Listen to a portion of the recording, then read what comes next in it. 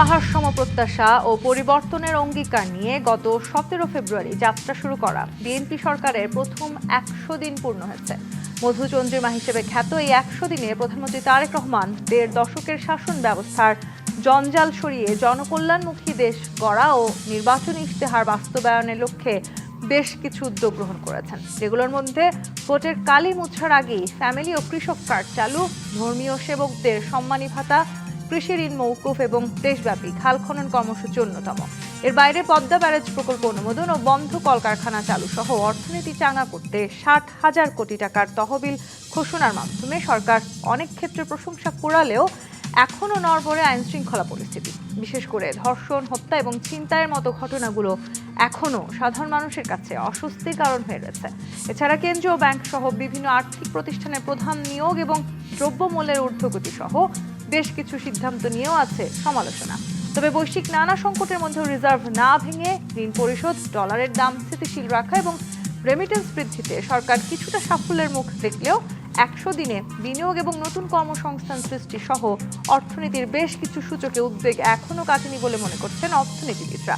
সরকারের মধুচন্দ্রিমা মধুর নাকি অম্ল, এসব নিয়ে আলোচনায় আজ রাজখান স্টুডিওতে আছেন সাবেক রাষ্ট্রদূত মুন্সি ফয়েজ আহমদ, আছেন সিপিডির নির্বাহী পরিচালক ডক্টর ফাহমিদা খাতুন এবং আছেন নিরাপত্তা বিশ্লেষক অবসরপ্রাপ্ত এয়ার কমোডর ইসফাকিলাহি চৌধুরী। স্বাগত জানাচ্ছি আজকে রাজকাহনে। মুন্সি ফয়েজ আহমেদ, আপনাকে দিয়ে শুরু করি। যদিও আমরা সরকারের 100 দিন নিয়ে আলোচনা করছি, সেটি আসলে কতখানি মধুর কিংবা কতখানি অম্ল হয়েছে সেই আলোচনায় এই সরকারের অন্যতম আরেকটি যদি আমরা আসলে অর্জনের দিকে তাকাই কিংবা আসলে যদি বাংলাদেশের অর্জনের দিকে তাকাই, জাতিসংঘের সাধারণ পরিষদের সভাপতি নির্বাচিত হয়েছেন বাংলাদেশের পররাষ্ট্রমন্ত্রী ডক্টর খলিলুর রহমান। এটিকে আপনি কিভাবে দেখছেন? মানে এই বিষয়টি আসলে বাংলাদেশের জন্য কতখানি বড় অর্জন বলে মনে করেন?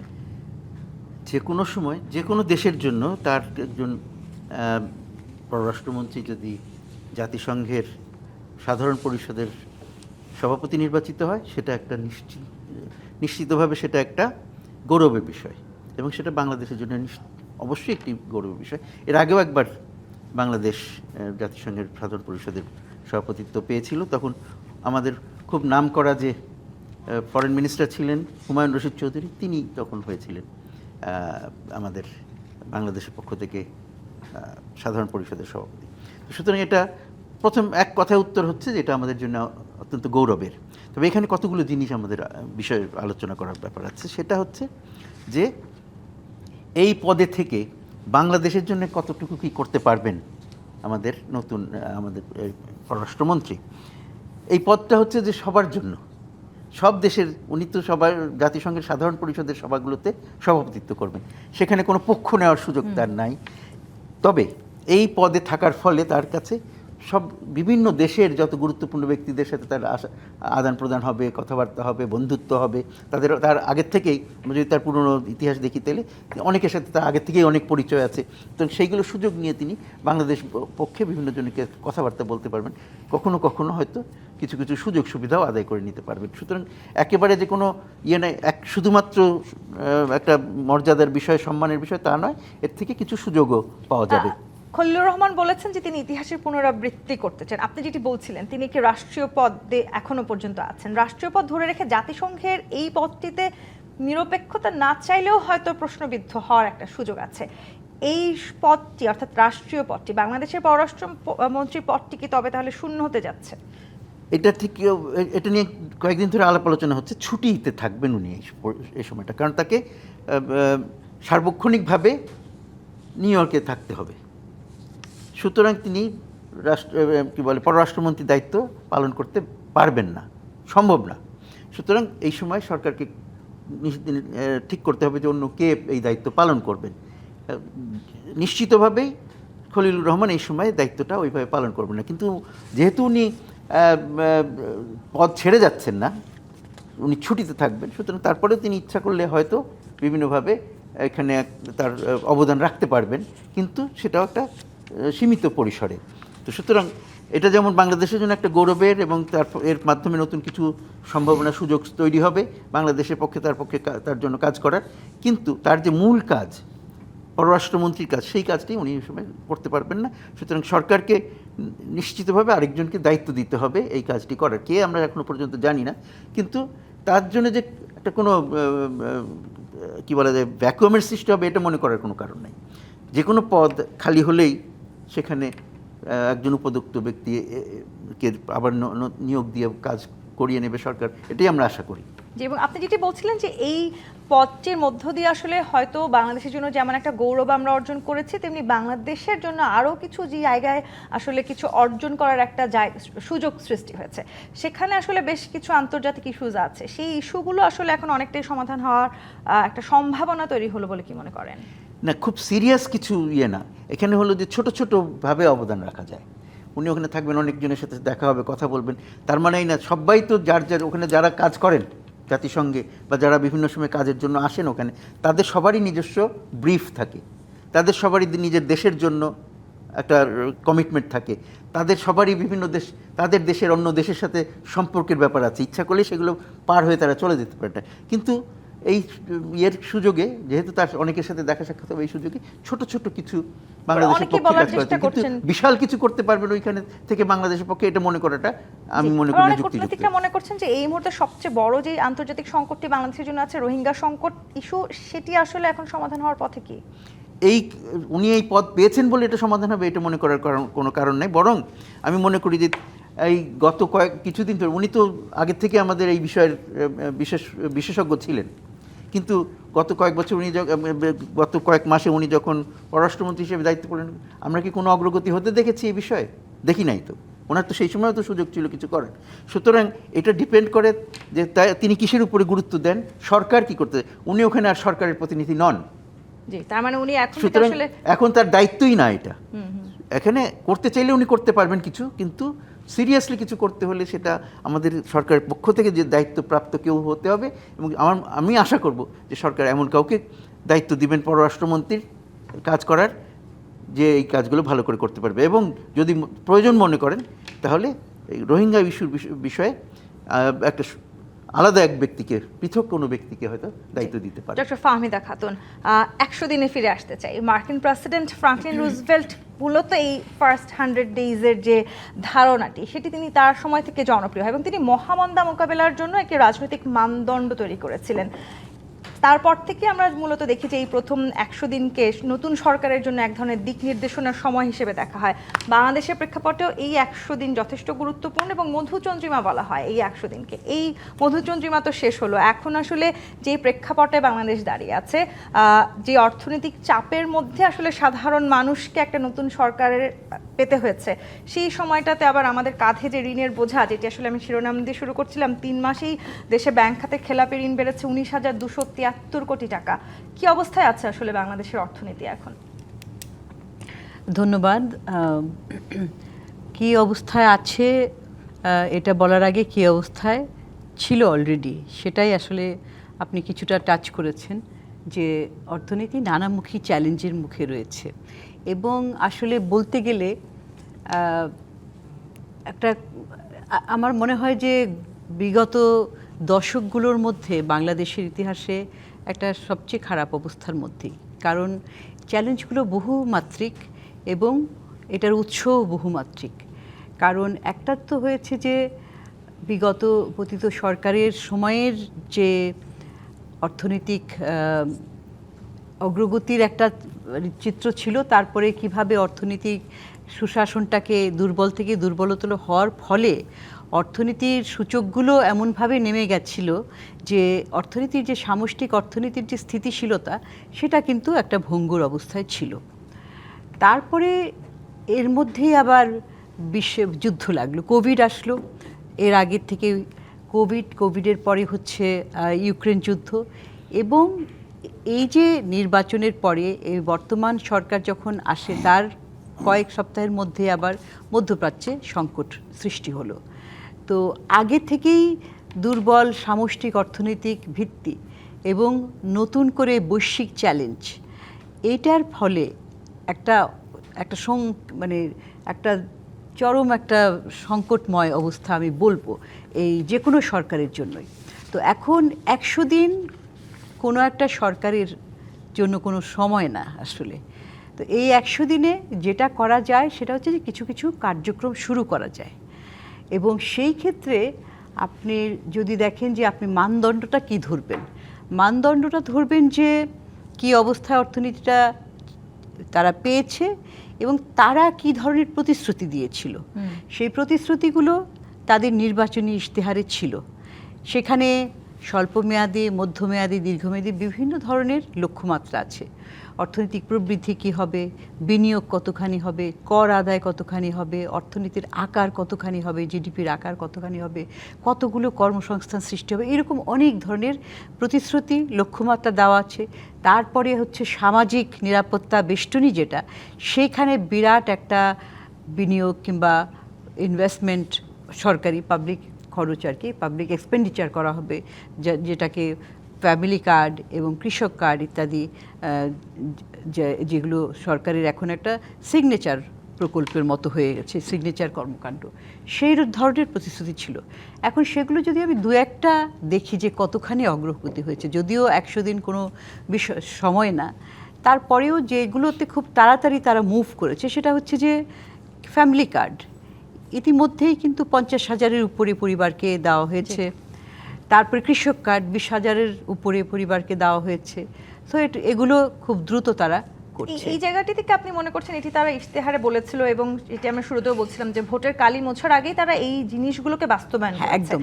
এখানে এই কার্ডগুলোর মধ্য দিয়ে বা কৃষি ঋণ মওকুফের মধ্য দিয়ে অর্থনৈতিকভাবে আসলে খানিকটা আমরা এগিয়ে যেতে পারছি কি? দেখেন, এগিয়ে যাওয়ার চাইতে হচ্ছে আপনি কতখানি সুরক্ষা দিতে পারছেন।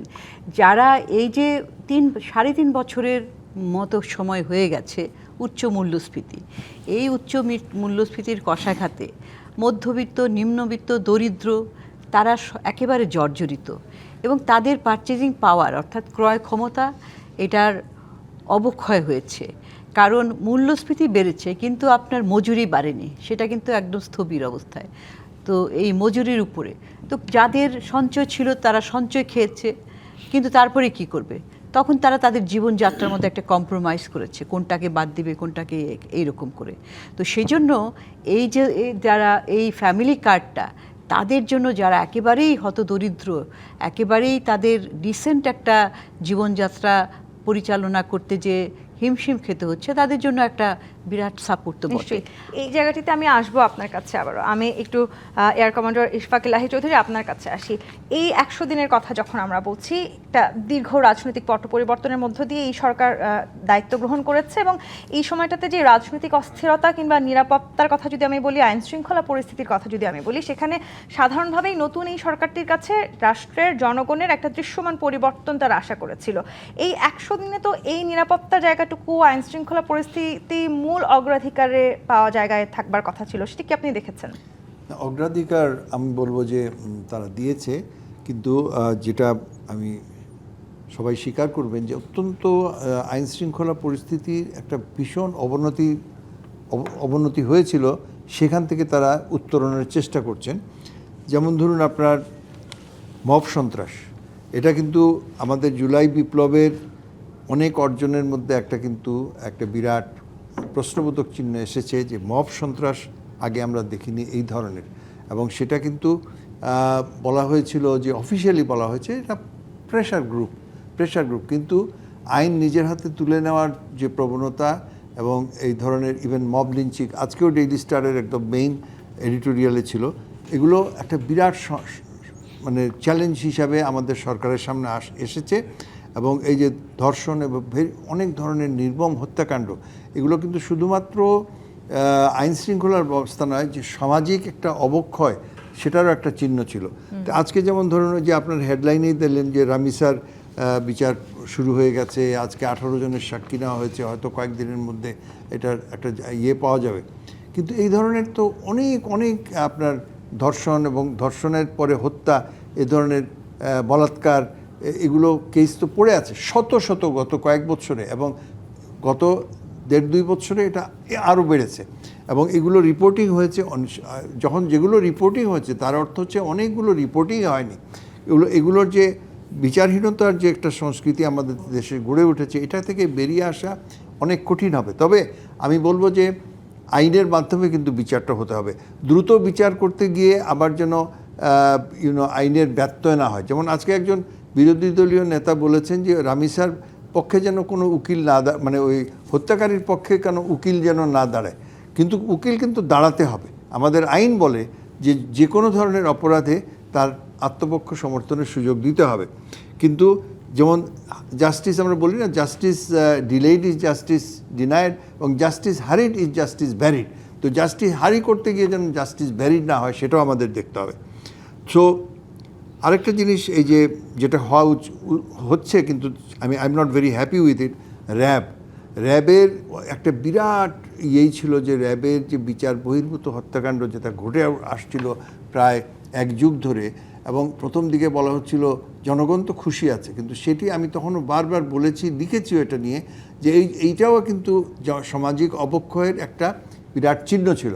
এবং দেখেন যখন আমেরিকান স্যাংশন আসলো র্যাবের, তখন থেকে কিন্তু আবার হত্যাকাণ্ড বন্ধ হয়ে গেল। তো অর্থাৎ তার এগুলো কিন্তু একটা র্যাবে তো পরিবর্তন আনা হচ্ছে। ইয়েস, পরিবর্তন কিন্তু যতটুকু আনা দরকার ছিল। এই যে আমি সবসময় বলেছি যে বিমান বাহিনী, নৌবাহিনী, সেনাবাহিনী, বিজিবি, কোস্টগার্ড, পুলিশ, এগুলো নিয়ে একটা জগাখিচুড়ি করে কোনো দিন কোনো অর্গানাইজেশন দাঁড়াতে পারবে না, এবং কিছুদিনের জন্য যাবে আবার চলে আসবে, এটাও না। প্রত্যেক দেশের একটা এলিট ফোর্স থাকে, police force, but they are dedicated, এবং তাদেরকে প্রথমে আইনের শিক্ষা দিতে হবে। আমি একটা বিমান বাহিনী বা একজন আর্মি অফিসার বা একজন আর্মি, সে কিন্তু এই আইনের প্রয়োগ জানে না, তাকে কোনো দিনই সেটা ট্রেনিং দেওয়া হয়নি। তাকে যদি জাস্ট বলা হয় যে ওই মানে অপরাধ দমন করতে হবে, তাহলে তো সে he should better go back to the police and not serve there for few years.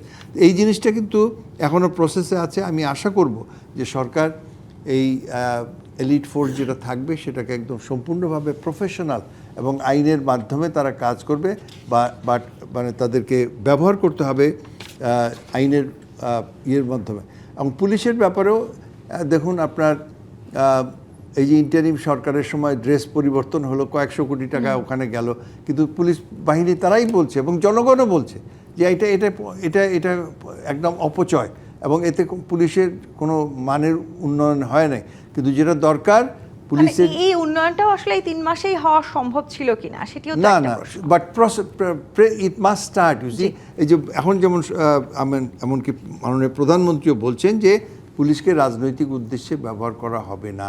কিন্তু আপনি যদি একদম ব্রিটিশ পিরিয়ডতে দেখেন, পুলিশ অ্যাক্ট যেটা সিপাহী বিদ্রোহের পরে যে পুলিশ অ্যাক্ট হয়েছিল এবং সেটা এখনও চলছে, তো পুলিশ কিন্তু সেই ব্রিটিশ আমল থেকে যখন যে সরকার, সেই সরকার কিন্তু তাদেরকে ব্যবহার করেছে। এই জায়গাটিতে আমি আসতে চাই, তবে এই মুহূর্তে এই 100 দিনে রাষ্ট্রযন্ত্রের উপরে জনগণের আস্থা ফিরিয়ে আনাটা তারেক রহমানের সরকারের কাছে সবচাইতে চ্যালেঞ্জিং বিষয় ছিল বলে কি আপনারা মনে করেন কিনা, এই প্রশ্নের উত্তর নিব।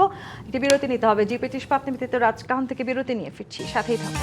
আমন্ত্রণ আরেকবার জি25 ইস্পাত নিবেদিত রাজকাহনে। মুন্সি ফয়েজ আহমদ, রাষ্ট্রযন্ত্রের উপর আসলে জনগণের আস্থা ফিরিয়ে নিয়ে আসা এই মুহূর্তে তারেক রহমানের সরকারের জন্য সবচাইতে চ্যালেঞ্জ, বড় চ্যালেঞ্জ কিংবা খুবই গুরুত্বপূর্ণ কাজ বলে মনে করা হচ্ছে। এই 100 দিনে রাষ্ট্রযন্ত্রের উপর আদৌ জনগণের আস্থা ফিরে এসেছে বলে কি মনে হয়? এক কথা আমি মনে করি যে খুব বেশি অগ্রগতি হয়নি সেদিকে। আমার ধারণাটা হচ্ছে যে এই সরকারের সদুদ্দেশ্য আছে, অনেক কিছু করবেন বলেছেন, তারা চেষ্টা করবেন, এটাও নিশ্চিত। কিন্তু এই 100 দিনে বা ইয়েতে যেটা মনে হচ্ছে যে রাষ্ট্রযন্ত্রের একটা নিজস্ব আছে, তার বিভিন্ন রকম স্ট্রাকচার যাচ্ছে, সেগুলো তার পরিবর্তন হয় না, সেগুলো থেকেই যায়। আর সুতরাং সেগুলো চলতে থাকে, তার নিজস্ব একটা ডাইনামিজম আছে, সেই অনুযায়ী চলতে থাকে। কেউ চালাচ্ছে, একটা কোনো নির্দিষ্ট দিকে এগিয়ে যাওয়ার চেষ্টা হচ্ছে, সেরকম কিছু আমি দেখতে পাচ্ছি না। এবং আমার মতন নিশ্চয়ই দেশের মানুষও সেরকম দেখতে পাচ্ছে না। নিজেই চলছে দেশ, কোনো সঠিক একটা উদ্দেশ্যে একটা দিক নির্দেশ করে যে আমরা যাব, কোনো বিশেষ প্রোগ্রাম থাকবে, কিছু প্রোগ্রাম যেগুলো ঝট করে লোকের চোখে পড়ে, এরকম যেমন এই যে খাল খনন, পুনর্খনন, তারপরে যেমন কার্ড বিতরণ। কিন্তু সত্যিকার 50,000 20,000 এটা কতগুলো মানুষের মধ্যে ঠিক আছে, এটা একটা নিশ্চিতভাবে এগুলো প্রশংসনীয় উদ্যোগ, কিন্তু উদ্যোগগুলো পিছনে যে তাদের কোথায় পৌঁছতে চান সেইটা খুব পরিষ্কার হয় নাই আমার কাছে মনে হয়। তো সুতরাং আমার মনে হয় না যে দেশবাসী দেখতে পাচ্ছে যে সরকার কোনো দিকে বিশেষ এদিকে এগিয়ে যাচ্ছে। ইসফাক ইলাহি চৌধুরী, প্রশাসনিক জবাবদিহিতাটা ভীষণ গুরুত্বপূর্ণ বলে মনে করা হচ্ছিল, কারণ একটা দীর্ঘ সময় আমরা দেখেছি প্রশাসনের আসলে কোনো জবাবদিহিতা ছিল না এবং প্রশাসন আসলে একটি সরকারের হয়ে কাজ করেছে। এই সরকার আসলে এই জবাবদিহিতার জায়গাটিকে বিশ্বাসের আওতায় আনতে পারবে কিনা জনগণের সামনে, এবং রাজনৈতিক যে সাহসের সবচেয়ে গুরুত্বপূর্ণ যে প্রাথমিক পরীক্ষা এই 100 দিন আসলে সরকার তাদের সাফল্যকে ধারাবাহিকভাবে এগিয়ে নিয়ে যেতে পারবে বলে কি মনে করেন? না, আমাদের তো মনে না করার কোনো কারণ নেই, বিকজ আমাদের দেশ হিসেবে আমাদের কিন্তু তার সামনে কোনো অপশন নেই। আমরা যদি আমাদের প্রশাসন এবং আমাদের গভর্নেন্স যদি উন্নতি না করতে পারি, যেসব অর্থনৈতিক সংকটের কথা আমরা বললাম, বা যেসব আইন শৃঙ্খলার কথা বললাম, বা আন্তর্জাতিক পরিমণ্ডলে বাংলাদেশের ভাবমূর্তির কথা যেগুলো বললাম, এগুলো থেকে যদি বেরিয়ে না আসা যায়, তাহলে তো এই 20 কোটি লোকের এই দেশে একটা অরাজক পরিস্থিতি সৃষ্টি হবে। কিন্তু সুতরাং আমাদেরকে we have to get out. তো সেই জন্য আপনি যেটা বললেন যে 100 দিনে আমাদের কি হয়েছে, তো আমি বললাম যে যেমন ধরুন আপনার এখন ইমিডিয়েটলি সরকারের যেগুলোর দরকার, যে আমি গতবার কথাতে যেখানে শেষ করতে চাচ্ছিলাম, যে পুলিশ প্রশাসনকে সম্পূর্ণভাবে একটা তাদেরকে তাদের দায়িত্বগুলো তাদেরকে করতে দিতে হবে। অনেক বেশি পরিবর্তন। হ্যাঁ, পুলিশের কথা আপনি আগে বলেছেন, আমার মনে হয় পুলিশ প্রশাসনের ব্যাপারে সবচেয়ে জরুরি যেটা হচ্ছে সেটা হচ্ছে তাদের মোরাল ফিরিয়ে দেওয়া। তাদেরকে ডিমোরালাইজ করে ফেলা হয়েছে, এবং তাদেরকে যতক্ষণ পর্যন্ত পুনরায় নিজেদের উপর আস্থা না আনতে দেওয়া হচ্ছে, ততক্ষণ পর্যন্ত তারা ভালো করে কাজও করতে পারবে না। এইটুকুই বলার। এই যে আমি দেখছি, এখন আমরা দেখছি যে মানে এত ঘন ঘন ওদের রদবদল হচ্ছে, এবং কিছু কিছু নেতারা তারা ওপেনলি বলছেন আমি অমুক এসপিকে সরিয়ে দিয়েছি, আমি অমুক ওসিকে, এগুলো করে যদি তারা সত্যি করে থাকে, এগুলো কিন্তু হোল বাহিনীর উপরে একটা এফেক্ট করবে। প্লাস এই যে জুলাই বিপ্লবের সময় তারা দায়িত্ব পালনকালে পুলিশ নানানভাবে পুলিশ সদস্য কিন্তু হতাহত হয়েছে, এবং তাদের হ্যারাসমেন্টও হয়েছে তারা দায়িত্ব পালন করতে গিয়ে। তো আমার মনে হয় এখন সময় এসেছে এটার পুলিশ প্রশাসনের সম্পূর্ণ দায়িত্ব নিয়ে যারা যেসব ফ্যামিলি এফেক্টেড হয়েছে, যেসব পুলিশ সদস্য এফেক্টেড হয়েছে, তাদেরকে ক্ষতিপূরণগুলো দেওয়া, যেগুলো তাদের প্রাপ্য পেনশন ইয়েটি। আমি জানি না, হয়তো হচ্ছে, কিন্তু না হলে কিন্তু এটাকে করতে হবে, কারণ তা না হলে যে মোরাল ফ্যাক্টর যেটা বললেন, কারণ কেউ তখন কাজ করবে না, রিস্ক নেবে না, why should I do it. আচ্ছা, আরেকটা জিনিস যেটা ইমিডিয়েটলি যেটা দরকার, আমি বিশেষ করে যেহেতু আমি একটা শিক্ষাঙ্গনে বহুদিন ধরে আছি, মানে শিক্ষাঙ্গনে শৃঙ্খলা ফিরিয়ে আনা। এখন যদি ধরুন আপনার বারবার বলা হয় ছাত্র রাজনীতির যদি তার যে চরিত্র যদি না বদলায়, তাহলে কিন্তু এই ছাত্র রাজনীতির নামে যে একটা অপরাজনীতি ঢুকছে শিক্ষাঙ্গনে, এবং যেটা শিক্ষক, গার্জিয়ান, ছাত্র সবার মধ্যে ছড়িয়ে পড়ছে, সেটাকে কিন্তু আমাদেরকে প্রফেশনালি দেখতে হবে। এবং আমাদের শিক্ষাক্ষেত্রে শৃঙ্খলা এবং শিক্ষার মান যদি উন্নত না হয়, তাহলে এই জাতির ভবিষ্যতে আমি সত্যিকার এখানে মানে শিক্ষামন্ত্রী, শিক্ষা মন্ত্রণালয়কে সত্যিকার অর্থে অনেক বেশি করতে হবে। এই চাঁদাবাজির কথা আমি বলবো যে এই যে আমাদের ঈদের গেল, বা বিভিন্ন ক্ষেত্রে চাঁদাবাজি দেখা গেছে যে সেটা বাস স্ট্যান্ডেই হোক, বা ট্রাকের হোক, রেলওয়েতে হোক, মানে জাস্ট চেহারা বদল হয়েছে, কিন্তু চাঁদাবাজি কিন্তু রয়ে গেছে, এবং সবাই তারা নিজেরাও বলে যেটা রয়ে গেছে। এই পরিবর্তনের জায়গাগুলোতে আসলে সরকারকে একটা দৃশ্যমান জায়গায় আসতে হবে। জি, ডক্টর ফাহমিদা খাতুন, এই সরকারের 100 দিনে, তারেক রহমান সরকারের 100 দিনে আলোচিত 100 কাজের একটি তালিকা, নিশ্চয়ই আপনিও সেটি দেখেছেন, সেখানে দ্রব্যমূল্য এবং অর্থনীতি নিয়ে আসলে বেশ কিছু তালিকায় ছিল। আপনি আসলে কি মনে করছেন, তারা আসলে যেভাবে চিন্তা করছেন সেগুলো বাস্তবায়ন হচ্ছে কিনা? মানে বিনিয়োগ আকর্ষণে নতুন নীতিমালা প্রস্তুতের কথা তারা বলছেন, রেমিটেন্সের প্রণোদন অব্যাহত রাখার কথা বলেছেন, কৃষি পণ্যের সরাসরি বিপণন ব্যবস্থা, এরকম বেশ কিছু খুবই আকর্ষণীয় জিনিসের কথা বলেছেন। সবগুলি যে প্রস্তাবনাগুলি খুবই ভালো, কিন্তু এগুলোর বাস্তবায়ন আমরা পুরোপুরি দেখতে পাচ্ছি না এখনও।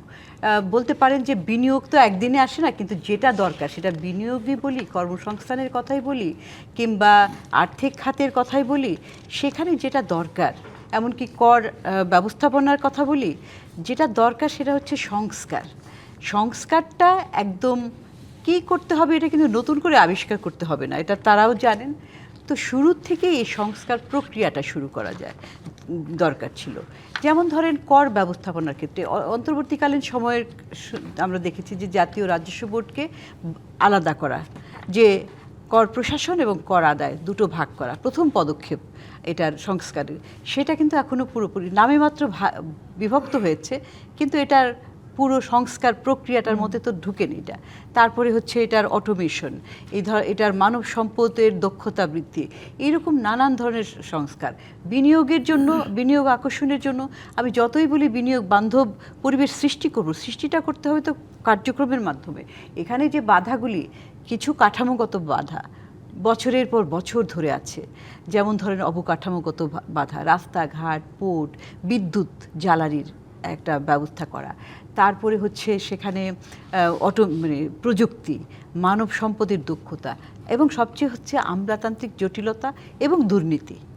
তো এই সমস্ত কারণ, এগুলো তো আগে থেকেই ছিল, তা এখন কিছুদিন থেকে যুক্ত হয়েছে, যেহেতু মূল্যস্ফীতিকে আপনার নিয়ন্ত্রণ করতে হচ্ছে, সেটার জন্য একটা সংকোচনমূলক মুদ্রানীতি অবলম্বন করতে হচ্ছে কেন্দ্রীয় ব্যাংককে, যার ফলে সুদের হার, ঋণের সুদের হার বাড়ছে, সেটার ফলে আরও কস্ট অফ ডুইং বাড়ছে সব মিলে। তো ওই বটলনেকগুলা দূর করার জন্য কি আমরা কোনো একটা জায়গায় তো শুরু করতে হবে, সেই জায়গাগুলি কিন্তু এখনো দেখি। এরপর আসলে 100 দিনে তো আমরা বলছিলাম শুরুতে যে মর্নিং শোজ দ্য ডে, আপনি নিজে আসলে সামাজিক সুরক্ষার কথাটি বলছিলেন, সেই সামাজিক সুরক্ষার আওতায় আসলে বাংলাদেশকে এই 100 দিনে কতখানি আনতে পারলো এই নতুন সরকার? এই প্রশ্নটি আপনার কাছে রেখে আমি আরেকটি বিরতিতে যেতে চাই। জিপি ইস্পাত নিবেদিত রাজখান থেকে আরেকটি বিরতি নিয়ে ফিরছি, সাথেই থাকুন।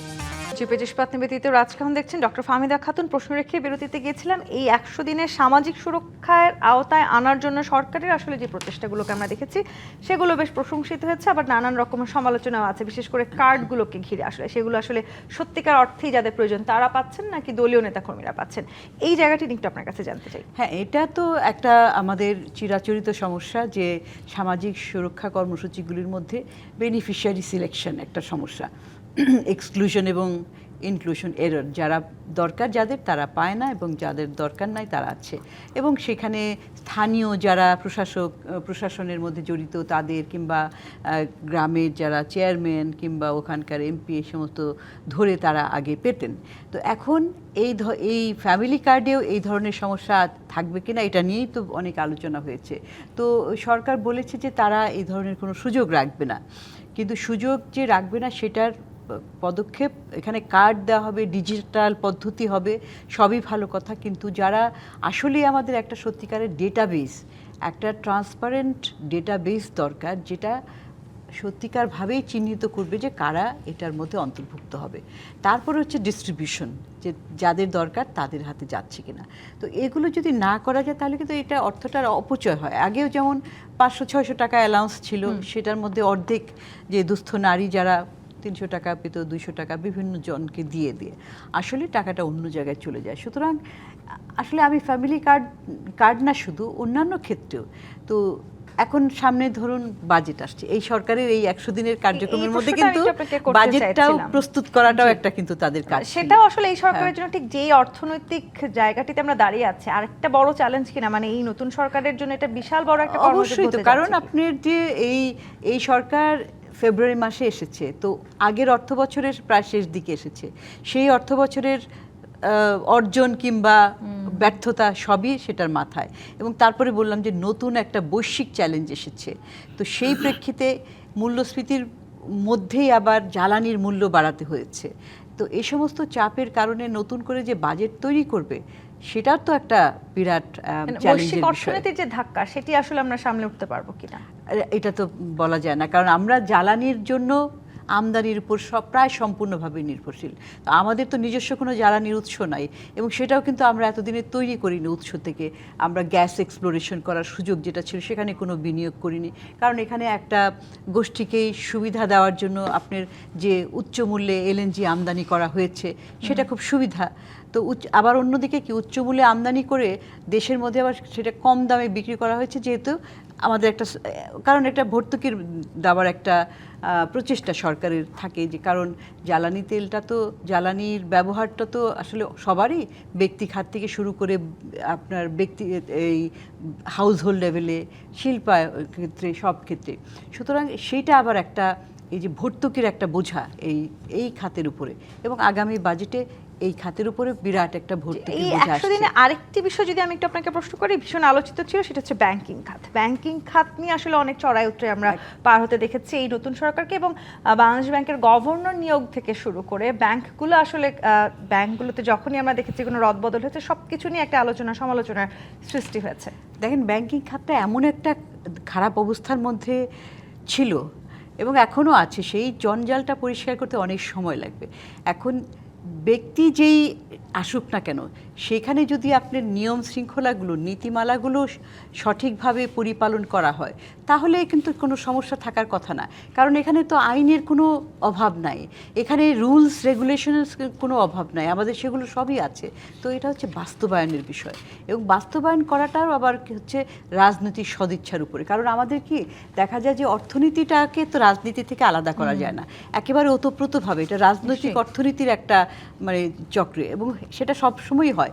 কিন্তু আমাদের অর্থনীতিটা বরাবরই কিন্তু রাজনৈতিক একটা হস্তক্ষেপের মধ্যে চলে গেছে, এবং রাজনৈতিক সিদ্ধান্তের ফলে অর্থনৈতিক সিদ্ধান্তগুলো, যেগুলি অর্থনৈতিকভাবে আপনার র্যাশনাল সিদ্ধান্ত, সেগুলি কিন্তু করা যায়নি। তো সেইখানে সেজন্যই আর্থিক খাত আর জ্বালানি খাত, যে দুটো খাত একেবারে খুবই শোষণ করা হয়েছে, সেইখানে কিন্তু আমাদেরকে খুব বিচক্ষণতার সাথে এই সরকার, শক্তিশালী ভূমিকা আমরা এই দেখতে চাই, সরকারকে নিশ্চয়ই। সেখানেই তার পরীক্ষাটা হবে। যখন আপনি বলছিলেন যে রাজনীতি এবং অর্থনীতিকে আলাদা করা যায় না, মুন্সি ফয়েজ আহমদ, রাজনৈতিক জায়গাটিতে আসলে কূটনৈতিক যে বার্তাটা এই সরকার আমাদেরকে দেওয়ার চেষ্টা করেছে এই 100 দিনে, সেটা নিয়ে একটু জানতে চাই। বিশেষ করে আসলে পার্শ্ববর্তী রাষ্ট্রের সাথে যে সম্পর্ক, কিংবা চীনের সাথে বাংলাদেশের যে সম্পর্ক, একটা নতুন সমীকরণে আলোচনা হয়েছে দীর্ঘদিন। আবার পররাষ্ট্রনীতিতে ভারসাম্য শব্দের এক ধরনের নতুন ব্যবহার আমরা দেখেছি এই সরকারের সময়। এইগুলোকে আসলে আপনি কিভাবে মূল্যায়ন করেছেন? এখানে আসলে কতগুলো বেশ মানুষ সহজে পছন্দ করবে এই ধরনের কথাবার্তা ব্যবহার করার চেষ্টা করেছে। বাংলাদেশ ফার্স্ট, তারপরে যে আপনি আর যেগুলো কথা বললেন ভারসাম্যপূর্ণ সম্পর্ক, কিন্তু কাজ কি হচ্ছে সেটা আমাদের দেখার কথা। আমার কথা হলো যে আমাদের নিজেদের মাথায় আগে সঠিকভাবে ঠিক করতে হবে যে আমাদের পররাষ্ট্রনীতিতে কী দরকার। আমাদের পররাষ্ট্রনীতিতে সবচেয়ে গুরুত্বপূর্ণ দেশ হচ্ছে ভারত। আমরা চাই না চাই, আমাদের চতুর্পাশে তারা, আমরা তাদের পেটের ভেতরে অবস্থান করছি। এই জিনিসটাকে তো আমরা এড়িয়ে যেতে পারবো না। আমার চীনের সাথে সম্পর্ক খুব গুরুত্বপূর্ণ, আমার জাপানের সাথে, মার্কিন যুক্তরাষ্ট্রের সাথে, রাশিয়ার সাথে, সবার সাথে সম্পর্ক গুরুত্বপূর্ণ। কিন্তু আমার এইখানে একটা জিনিস আমি মনে করি, সবাই হয়তো বলেন না, আমি বলি যে আমার যদি ভারতের সাথে সম্পর্ক আমি একটা সুস্থ পর্যায়ে নিয়ে যেতে পারি, তাহলেই কিন্তু অন্যরাও কনফিডেন্ট বোধ করবে আমাদের সাথে সম্পর্কগুলোকে এগিয়ে নিতে। আমরা যতক্ষণ আমার পড়শির সাথেই সম্পর্ক ভালো না করতে পারি, তাহলে অন্যরাও আবার সতর্ক থাকবে। যুক্তরাষ্ট্রের সাথে বাংলাদেশের সম্পর্ক নিয়ে একটা নতুন মেরুকরণের চেষ্টা দেখলাম আমরা একটা লম্বা সময়। সেই আছে, সমস্যা আছে সেইখানেই তো। ওই যে আমরা অসম চুক্তি যদি বলি, আমরা যেটা অনেকেই বলছেন, তো সেইগুলো করতে যেতে আমরা নিজেদেরকে কণ্ঠাসা করে ফেলছি, নিজেদের অবস্থার ইয়ে করছি। আমাদেরকে আত্মমর্যাদার উপরে নির্ভর করে মর্যাদাশীল বহিঃসম্পর্কগুলো গড়ে তুলতে হবে। তো সেখানে আমাদের কয়েকটি খুব সবচেয়ে গুরুত্বপূর্ণ দেশ কোনগুলো, যেগুলো আমি কয়েকটা মেনশন করলাম। সবচেয়ে গুরুত্বপূর্ণ দেশগুলো হচ্ছে ভারত, চীন, মার্কিন যুক্তরাষ্ট্র, জাপান, রাশিয়া। এছাড়া আলাদা করে ইউরোপ এবং সিঙ্গাপুর এইসব দেশও আসে। কিন্তু এই 5টা দেশের কথা যেটা বললাম, এগুলোর সাথে সম্পর্কগুলোকে একটা ইয়েতে নিয়ে যেতে হবে। একটা জিনিস কি, আগের সরকারের আমরা অনেক ইয়ে করি, মানে যে 15-16 বছরের যে সরকার ছিল তাদের অনেক বদনাম করি আমরা, অনেক তাদের বদনামের বহু জায়গা আছে। কিন্তু এই একটা জায়গায় তারা কিন্তু অনেক সাফল্য দেখেছিল, সেটা হলো যে সবার সাথে বন্ধুত্ব, কারোর সাথে বৈরিতা নয় যে নীতিটা, সেটা কিন্তু যথেষ্ট সাফল্যের সাথে তারা করেছিল।